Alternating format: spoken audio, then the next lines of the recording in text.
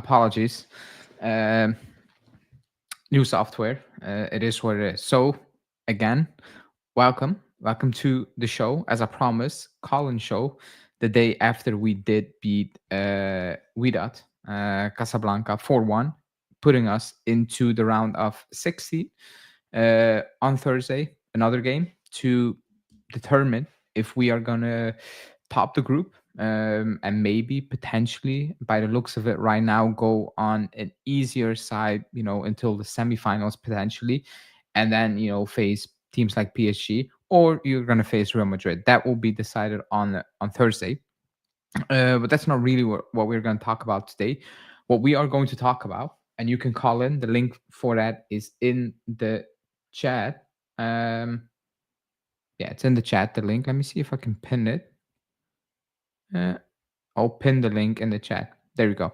So if you want to say something, call in and you can have your say. This show, we're going to talk about the game, obviously, what happened post game, what Tudor had to say, because I thought that was very important, and as well what Scanavino had to say pre-game, because that goes kind of hand in hand, setting certain standards that right now they cannot hide anymore because they've said certain things.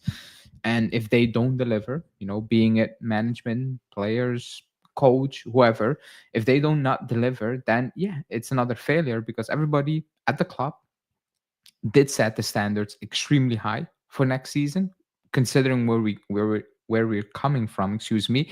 So if we fail, all the quotes are out there from Tudor, Scanavino, Comoli, Chiellini, players. All the quotes are out there. So if we fail next season, it's very easy to say, well, you said this and this, you didn't deliver, so what's going to happen now again, basically. But we're all hoping that that's not going to be the case and they will deliver on, excuse me, certain promises they are trying to make today, or yesterday, and etc. But let's start off with the game, because um, off the top, we also need to admit that it's 2 games. It's been 2 games, and we played two poor sides. Like, you need to address, you need to say that, because um, Alain was extremely poor quality. I thought Wydad put up more of a fight, were more physical, but they lacked a lot of quality as well. It was just, it wasn't a given going into the tournament that we're gonna quote unquote steamroll these teams, but you should always beat these teams, and we have done it fairly comfortable, in my opinion, beating those teams. So the quality we faced so far, it's not been great. That needs to be said, and it is what it is. On Thursday, the quality will go up 1,000 notches, and we are a team that's rebuilding, with players, with a new coach. And Man City is also a team that's been rebuilding. If you look at their starting 11 on Thursday, or this evening it was for me, there are a lot of new players, and you see Pep is trying to do different things. So you're going to see more, or you're going to learn more from the game on Thursday than you would have done against Wydad and Alain. However, the game was yesterday, so that's what we need to discuss. Obviously, Yildiz popped up, which is very important for us, And again, it is against Alain, it is against Wydad, that he pops up, and he clearly is 10, 20, 30 times better than the opponent. So you would assume, well, obviously you're gonna pop up, but this is good for the confident. I think he had an up and down season where it came to performances, and it's not all his fault. He got benched for some reason in key games. The team was up and down, new coach, new this, new that. I think everybody was struggling throughout that season. So even if it's Alain, or if it's Wydad, or even if it was Auckland City that Yildiz played, or any of these players played, it's just pure confidence right now. It's confidence, get some goals here and there, just feel good, because after the season we've had, I don't think like, we didn't feel good. We're all assuming and maybe hoping the players didn't feel good as well after that game, after the season they've had, because surely you cannot be happy after that type of season where you struggle to win games. You picked up so many draws. You never really, got into any sort of vibe or groove besides maybe the start of the season, the first, I don't know, month and a half, 2 months, and then it all started already with, media being critical. You're not winning games. You're just drawing games and drawing games and drawing games. So beating teams like Casablanca and Alain with a marginal score, 4-0, 4-1, 5-0, players doing well, scoring braces, double assists, hat tricks, whatever it is good for the confident. It's good for the confident, and you build on that. What I do like is that whoever is in front of the camera, pre-game, post-game, whatever, when it comes to players, they all say the same thing. We are taking this tournament very serious. Now, I've seen, um, was it a journalist from the Repubblica? I think it was a journalist from the Repubblica, or was it Repubblica or Corriere? Pretty sure it was from the Repubblica. Anyway, he asked the question in an article, not to a player directly, because the player said, "We're taking this very seriously." He was saying, "Well, what happened last season then? Didn't you really take that seriously? Was it just like, oh, whatever's going to happen is going to happen type of vibe?" Maybe, and that's definitely not okay. But it's good that everybody is taking this seriously, even if we as fans potentially are looking at the tournaments like, if you win it, cool. Whatever happens, happens. The focus should be on having a very good season next season. If the mindset of we're serious, we want to win, we want to show who we are, we want to redeem ourselves, we want to compete, starts with this trophy or this competition, that's good. Whatever you gain, from a mental point of view, is a win. It's an added bonus. I think going into a very strange preseason. Again, it depends on where you're going to finish this season. Because let's say we make it to the quarterfinals. You don't lose against Man City, and you play. Was it Leipzig? No, Salzburg. Excuse me. You play Salzburg, and the next round, if you beat Salzburg, it's Dortmund or River Plate at this moment in time. I mean, your preparation will be cut short, because then you're staying until, I don't know, the 1st of July or something. The players get 2 weeks off. They all come back at the end of July, start of August, and then you have 2 weeks, to prep for the season. Whilst other teams like a Napoli, like a Roma, like a Milan, Atalanta, all those teams, they start their preparation when you are playing a potential quarterfinal or semifinal. That's actually the scenario, So whatever you gain from this competition, is it fitness? Is it tactical things? Is it experience? Is it, belief and trust in yourself as a team? You take that and you run away with it, because your preseason is going to be short. It's going to be strange. We're going to have a very, excuse me, strange pre-season, and you need to look at this as a preseason. Basically, the only difference is we didn't sign any new players. That is kind of the disappointing part. I think, look at Man City. They have done basically all their business almost already, and they are just figuring it out. So when it comes to preseason, a lot of these players have already played with the new club. They know a lot of stuff of the club, and we didn't have that. That's the only downside of this, or one of the downside of this tournament, especially when you have a quote unquote new coach like Tudor, who's trying to change quite a lot. And I'm assuming quite a few players are going to change in the squad as well. So that's kind of the downside of the tournament. But it is what it is. You cannot go back. You're there, and you need to deal with it. If keeping top players is not a given, but a talking point and a plea by the head coach, and what is the point talking about the future goal? I don't think it was a plea. I think he was asked about Yildiz, and he basically said, we applaud him, for the game, obviously, and then he said, a club like Juve, or at this club, you should not be moving up your top players. Now, it's been happening even when we are the best club in the world, or one of the best clubs in the world. Players left, Vidal left, Pogba left, and I'm talking about recent memory. The ligt left, players who were viewed as top players. Whatever became of them, and when they left us, whatever. But it happened, and we reinvested that money. That's who we were, and that's probably who we are always going to be. I think the only difference is right now, we have one, two, maybe three top players in the squad. When we were moving on, Vidal or Pogba, we had a starting 11 basically of top players. So if you lose one of them, it's a loss, but you can deal with it. If you lose the top player right now, you don't have any top players. If Yildiz leaves, there's no top player in this squad. Maybe Bremer if he comes back. Other than that, we have potentially very good players.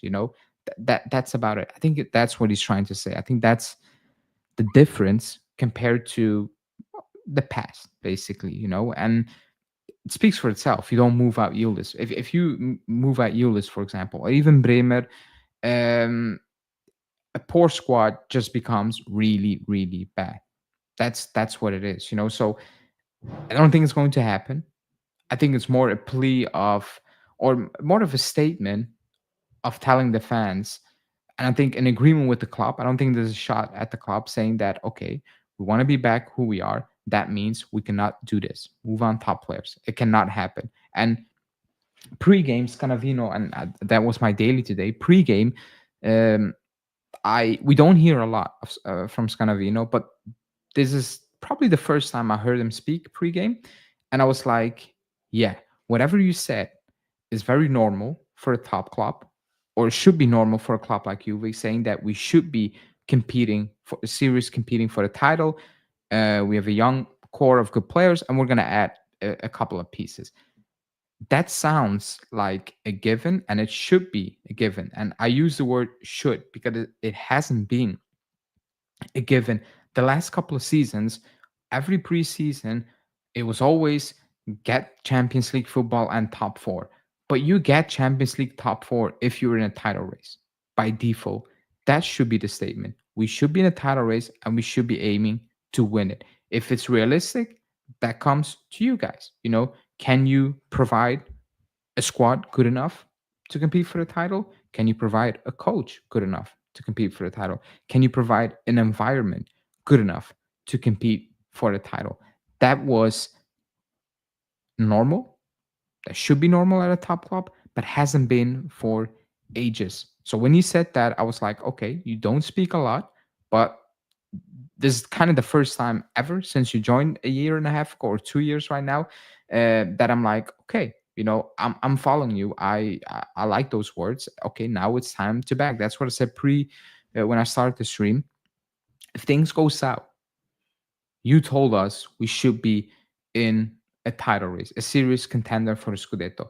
If that is not the case, if next season we again are in a top four struggle, then who's going to take the blame? Because you told us that. Tudor told us that winning is a standard. Turam told us that. All these players are telling us if it fails again, who is going to be held accountable? Who made the mistakes? Was it the players let us down because you signed quality players and they flopped? Is it because you didn't sign quality players? Is it because Tudor couldn't manage? Whatever, we have it. It's on black and white, on tape, in color. You've said all these things, and I kind of appreciate it because things have not been said lately. Things have just been brushed underneath the carpet lately, and everybody was more shifting blame rather than taking responsibility for failures or certain standards. Um, Oops, that's not correct. For me, Real Madrid easy side because against them, player won't feel any pressure of failing like PSV Empoli. I wouldn't agree with this. Right now, what I'm seeing from this tournament, I think it's better for the club to play Salzburg and those teams. I'm gonna be honest because they're taking every team very seriously, even Alain and stuff. So I don't really mind. Just like I don't put too much stock in our two wins, I won't put much stock in the potential loss against Man City. I said from the beginning that I don't care about this competition. I will put a lot of stock in the Man City game if he plays the entire starting 11. The main guys. I'm going to take stock of it because of what I've said previously. The players keep saying, and Tudor keeps saying, and Alcon, and he said Alcon came out and he spoke to the team and appreciated. He set the standards. Thuram said the same thing. What Alcon said, this is Juve. So they set the bar extremely high for this tournament. If you go out there against Man City and you play your starting 11 and you set the bar high and you fall flat on your face, I need to be very critical, because that means this is you set a standard, you thought you were going to reach that standard, and it's been proven that you cannot reach that standard going into the new season. So what now? What is the issue? Is it a lack of obvious quality? Because if he starts Savona, Kelly, and Kalulu, that's going to be our back line until Bremer comes back. Maybe Gatti if he's fit. But still, I need to take it seriously, because if they get whoop, then I'm like, okay, that's not good enough. If you want to have certain standards, you want to compete, and you want to take things seriously, I'm all for that. And that's what we all want. But if you get smoked on Thursday, taking it seriously with the first team playing against Man City's first team, then we need to be real, and the club needs to be real. Scanavino needs to be real and back up his quote saying that we need to be competitive, looking at it and saying, well, we're not competitive because we lack quality. So I will take that seriously. Because I do believe he's going to play the starting 11 against Man City, because I think Man City are going to start the 11. Certain teams will come for Yildiz. That's a given. That's when we'll find out if we're seriously trying to win or not. Obviously, we need a couple of top players added as well. Yeah, I don't think they're going to sell Yildiz this summer unless he asks to leave. I think you cannot do that. How are you going to sell that to the fans? It's impossible. It's impossible. Wouldn't take anything under 150 mil for Yildiz. Tudor said that we need 3-4 players to compete. I thought he said 2-3. He also said we need coal miners back, and yeah, do we need him back? I don't think many will agree with that statement. If you sell Yildiz for whatever price, then you're not trying to win. Obviously, if you're gonna sell Yildiz, it's gonna be for big money, but that tells me you're not serious. Yeah. And none of them are CBs. Yeah, the partnership that we are playing at the back right now is it lacks quality. One, like just pure individual quality. Even if they're playing in this position, it's still not the quality what it should be. And that's what you're saying. None of them are center backs. Savona's playing out of position. Kelly is being pushed to the left, and actually Kelly moving forward with the ball is much better than defensively. And Kalulu is, yeah, he's whatever. He's not a center back as well. So it makes things even worse. Against Man City, they will struggle, because Tudor plays how he plays. It could be suicidal at times if you don't have the right players. And even if you have the right players, you will concede the way Tudor is going to play football. You're just going to concede goals. You're going to score some goals, but you're going to concede goals. Now, if you pair that with just a lack of quality and players out of positions, you're going to concede quite a few, chances against Man City and probably goals as well. It's just going to be happening by default, so quality is needed. Everybody knows that. Everybody knows that. What do you think about players like Rugani, Kostic, and Bangula, Adzic, and Rui getting no playing time? Rugani, Kostic, and Rui shouldn't be getting any playing time. And Bangula should, but Tudor definitely doesn't like him. So you need to make your peace with the fact that he's not a fan of that player. And the Adzic one, he needs to go on loan because he's extremely talented, but yeah, we're wasting his talent. He's not developing, so he needs to leave alone. I'm kind of shocked I've not seen anything from Adzic. Rugani, Kostic, and Rui, it's normal. They shouldn't play any minutes because they're not going to be with the team next season. So I think that's normal. Haaland gonna bully them. Well, who knows? I thought Gatti played a good game against Haaland a couple of months ago, but that was one of the worst City side or moments City were in the last I don't know how many years. So again, I've watched City against Wydad. They weren't fantastic. I've watched extended highlights against Al Ain, and they were just like us. They finished their dinner, and that's about it. Um, let's be honest, we should have already made at least one big move. Is it that difficult to close one deal?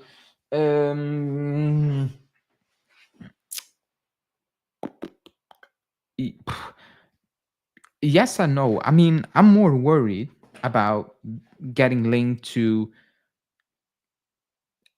good center backs, rather than not signing a player at this moment in time. Because for the striker signing, you need to wait on Colomani.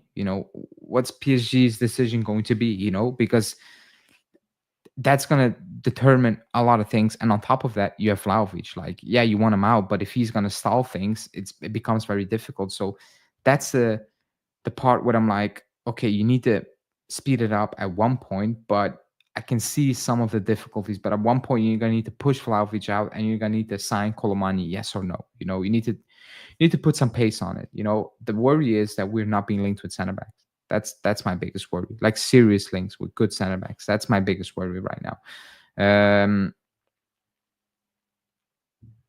Yeah, that's it. Um, Other teams are going for Colomani now. That's just recycled news, to be honest, because other teams were always in for Colomani. So I don't think anything really changed when it comes to that. Um, what do you think? Who do you think is a better new player for us next season in attack? Osimhen, Gyökeres, or Sancho? Osimhen. For me personally, no doubt, Osimhen. Um, you're probably not going to play him with Colomani, and it's. I thought it was going to be an issue with Yildiz because they kind of occupy a lot of the space of the same space. But the way Yildiz is playing right now, it might actually be much much better than I would believe. And again, if you sign Osimhen and you have Yildiz out there, in theory, like on paper, it could be an issue for the space they try to use, but you should be able to make it work because they're two great players. You make it work, but it seems extremely difficult for us to get Osimhen because the offer from was that Al Hilal is insane, and Galatasaray are offering him 10 to 12 million euros a season. I think we can offer a player that, but I don't think we're willing to do that. And if you read the latest news, it feels like we're moving towards Jonathan David. So is that keep Colomani and sign Jonathan David? Probably at this moment in time, that's how it's looking, rather than us making a move for Osimhen, which always was going to be difficult. And we knew that. People, hit the like button because we only have 19 likes. So hit the like button and subscribe to the channel if you are new. If you want to call in and have your say, you don't need to put on your camera, just your voice. You can call in. The link is pinned in the comments. Very easy. Unpopular opinion, but I think we should give another chance to Douglas Luiz and sell coal miners. I don't think that's unpopular, to be honest. I think it's extremely popular, even for the people in the chat. If you have Bremer back in form as a center, as a CB, Kalulu on the right, and some new quality left center back, I think we'll have a good enough starting backline. Kalulu is more than good, and he's proving it. Yeah, but it's a lot of ifs. That's my worry right now. There's a lot of ifs and maybes and buts, but nothing real. And I mean, I'm starting to worry for the center back position. Just thanks, Annie. Appreciate it as always. But yeah, let's see. Let's wait and see, I guess. Going back to the game, to yesterday's game.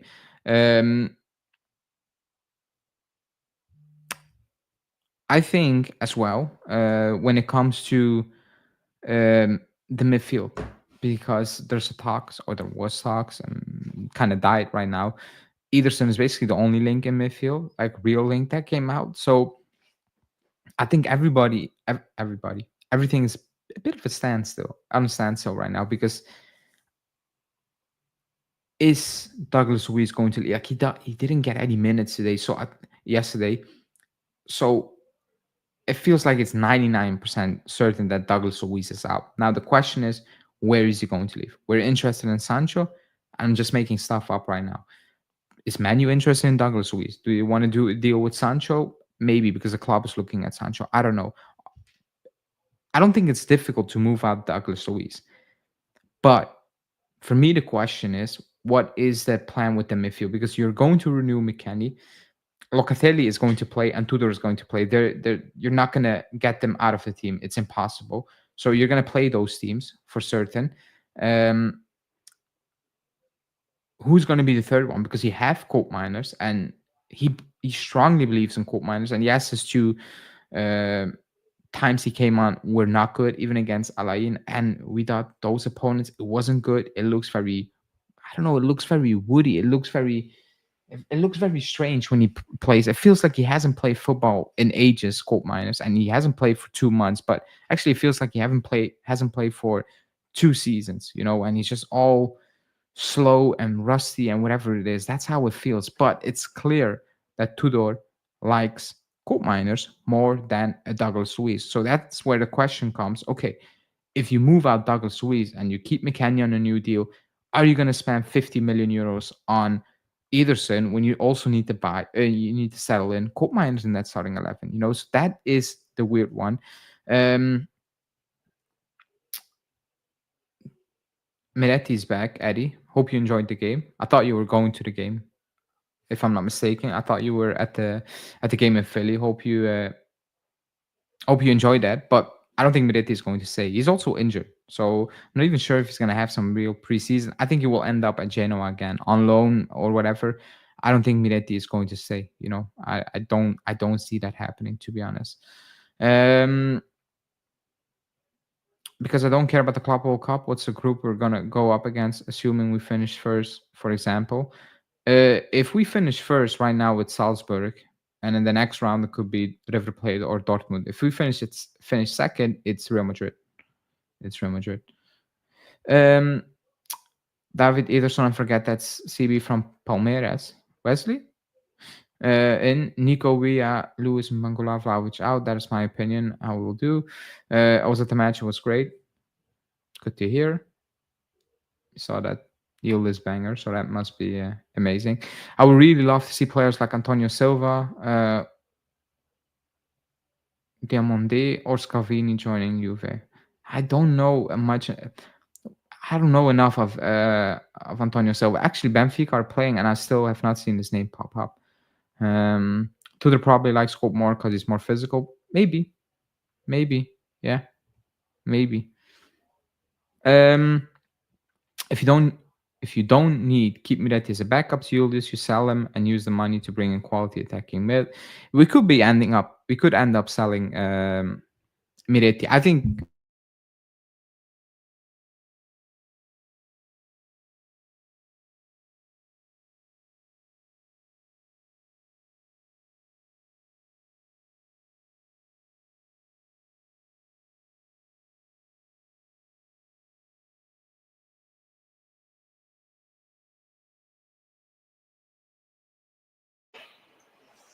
how is that possible?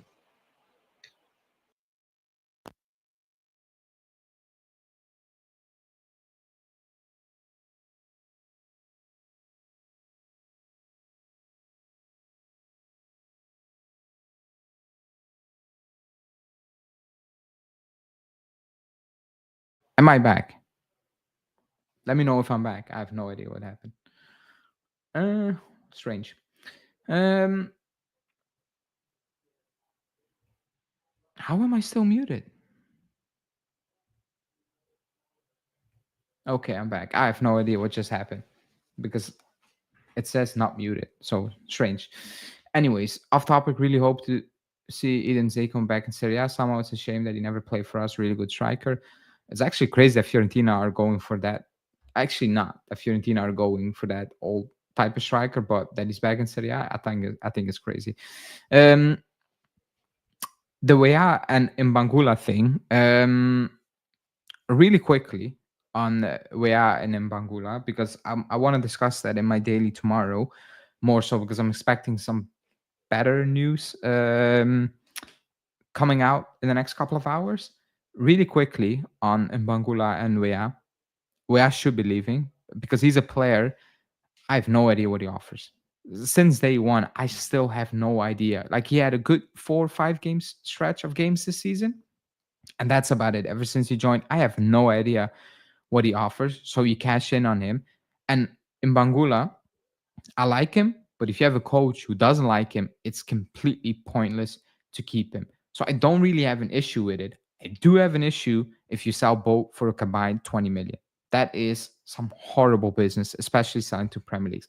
Not saying you need to get 40 million because I don't rate Weah that highly and Mbangula cannot be rated that highly. But 20 million for 2 players, one a very young, promising player, and Timothy Weah who has some experience, I think it's criminal in my opinion, that especially when you sell to the Premier League. So that's what I'm in a nutshell have to say. More in my daily tomorrow.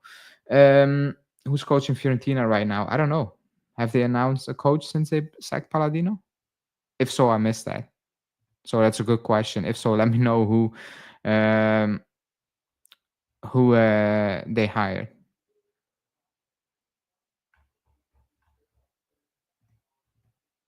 Probably hired somebody in the middle. Didn't they want to bring in De Rossi, or was that Pisa who wanted to bring in De Rossi?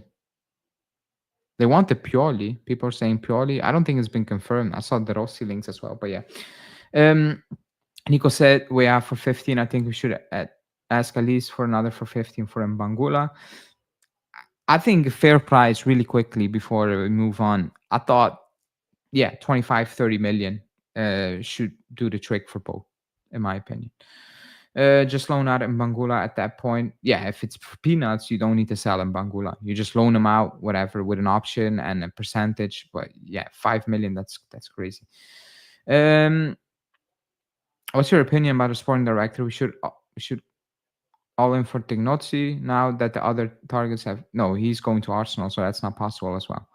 That's not possible. And Komoli made it very clear. It doesn't even matter if the sporting director joins in September. You know, I think it's obvious that they're taking their time and that they're just going to conduct the transfers this summer. Is that smart?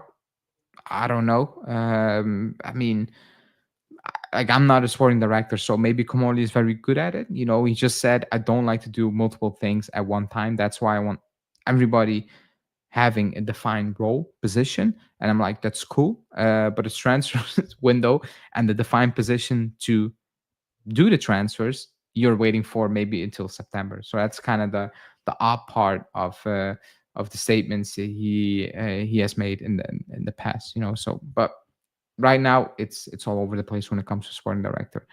Um, let's hope his database isn't corrupted. Yeah, his database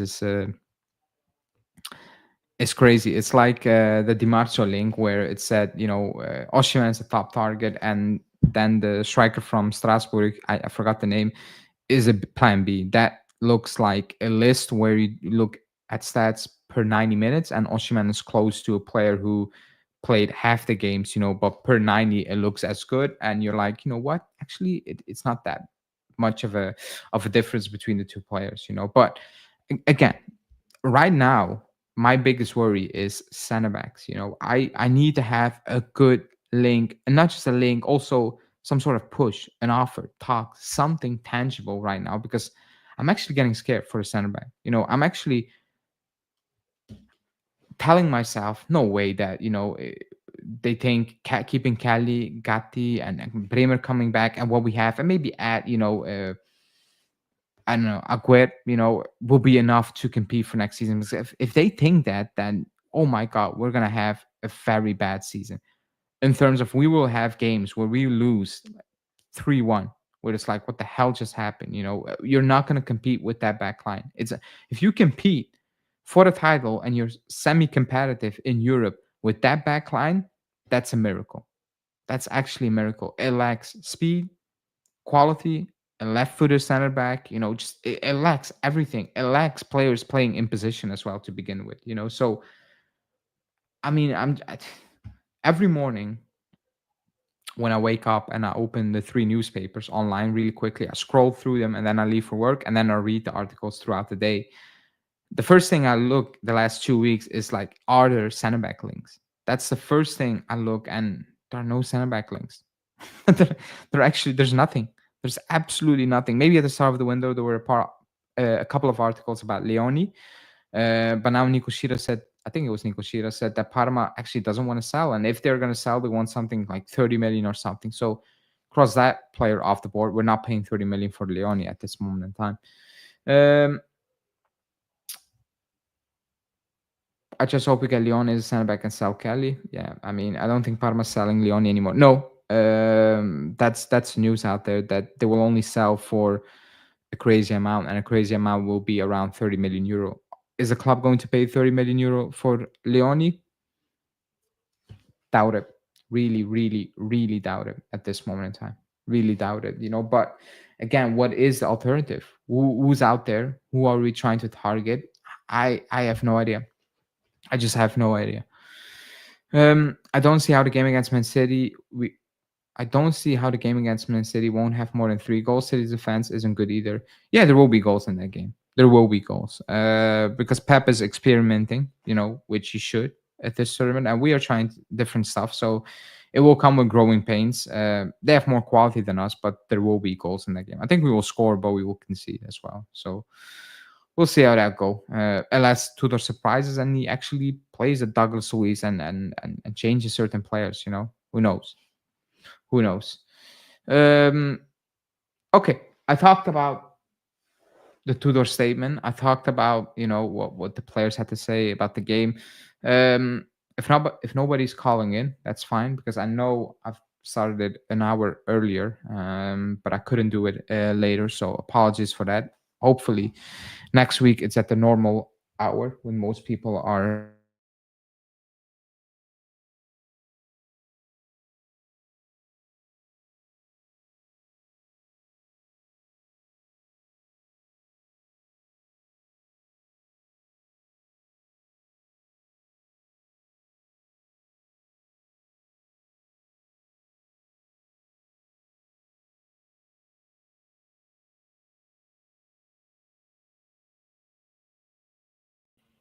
How am I muted again? How is that possible? I've actually no idea what's happening because I can see my mic moving. So I've actually no idea what's happening over here.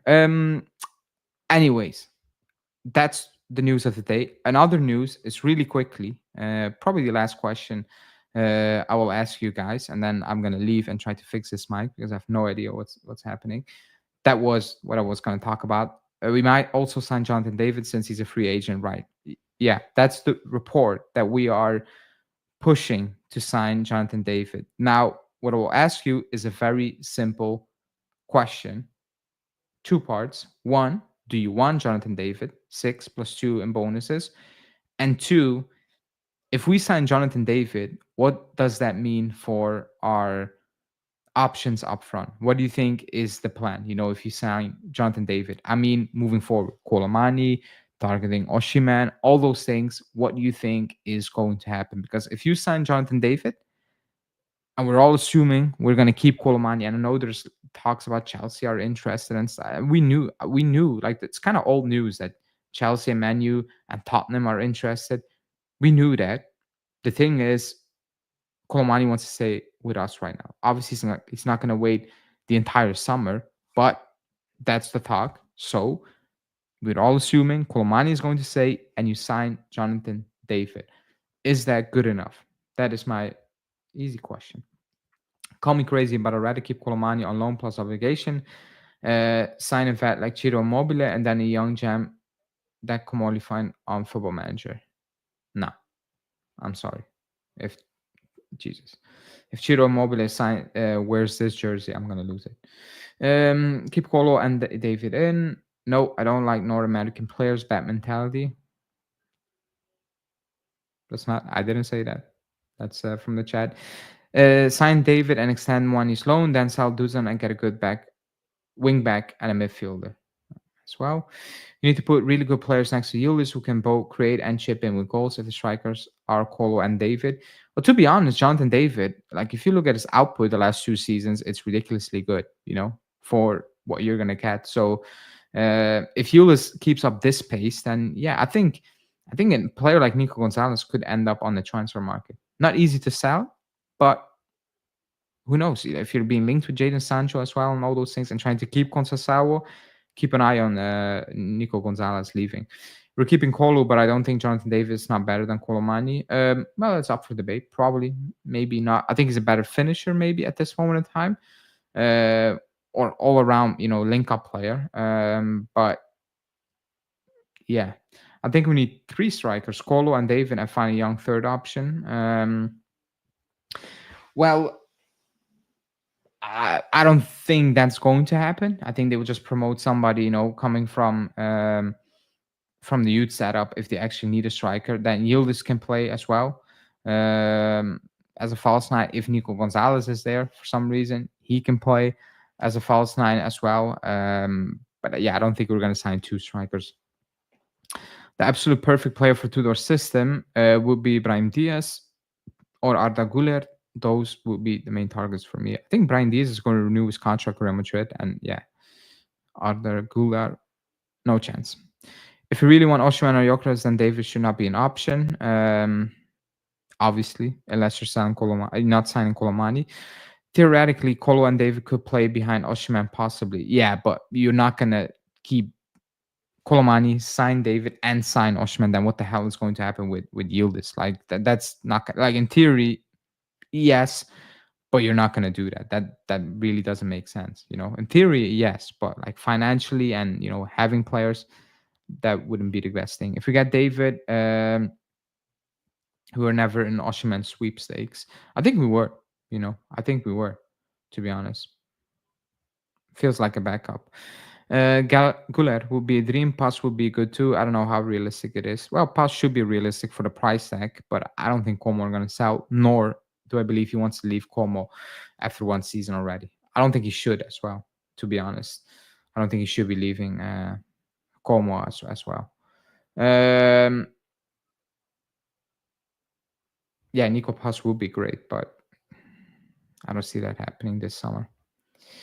Osimhen is almost impossible to get, I think. Gyökeres seems to be Premier League bound to. Also a big risk, if you ask me. Yeah, I would agree with everything you said. And right now, it's panning out like that. Because teams are not iffy on Osimhen and on Gyökeres, so they view him as a risk. Teams in for him, Premier League clubs, and he wants to go to the Premier League. And Osimhen, it feels like indeed it's impossible at this moment in time. With all the fees going around and stuff like that. Yeah, you just need to be realistic and accept that it's very difficult. Will you be happy with Murillo from Nottingham in a deal including Mbangula Weah? I like Murillo, but yeah, it's not gonna happen. Especially when you hear what they're offering for Timothy Weah. Yeah, I mean, like, what are they gonna ask for Murillo? He's actually a very good defender. He's been improving so well, in a very short time frame. It's actually impressive to see. Actually, Milinkovic-Savic as well, when he joined from Fiorentina, he looks like a different player. So maybe you can say it's a system or it's a team had a ridiculous season, but Murillo looks actually very, very good. Had a very good season, But we will see. We will see. I've been watching Gyökeres since he was with Coventry. It's not a risk, trust me. Okay, I haven't watched him at Coventry. Not gonna lie, just a sporting. I like Gyökeres, but I prefer Osimhen. If you can get any of those players, obviously. If that's not an option, then yeah, we're talking about nothing basically, and we're just, debating potential dream signings. And maybe we need to be realistic, and maybe it is Jonathan David. Who knows? Only time will tell. But that's it, people. I'm gonna wrap this one up because, like I said, I couldn't stay long. I wish I could have done it an hour early. Next week it will be an hour later. Excuse me, not earlier. Later. Anyways, if you haven't liked the video, like the video right now. Appreciate it. Subscribe to the channel on your way out, and I will be back live Wednesday to kind of preview the game against Man City on Thursday, and then live again. Maybe Friday. Who knows? Is the deal with Chico done? No, it's not done. It's not done. It's still up in the air, and yeah, we will see what's going to happen with that one as well. Very interesting, but nothing is done with the Conceição one, despite the reports from Portuguese outlet. I think Record it was. It's not done. We have an agreement with David. One thing is that one thing that is bad is that Osimhen is 70 mil, but will be free next summer, and Gyökeres is also 80 mil. Yeah. That is the thing. That is an insane price for Osimhen. But if you don't do it right now, you're never going to get Osimhen, obviously. Anyways, people, thanks for watching. Like I said, like, subscribe, and stay safe. And then we will speak again tomorrow in my daily, and then Wednesday on a live show. Ciao.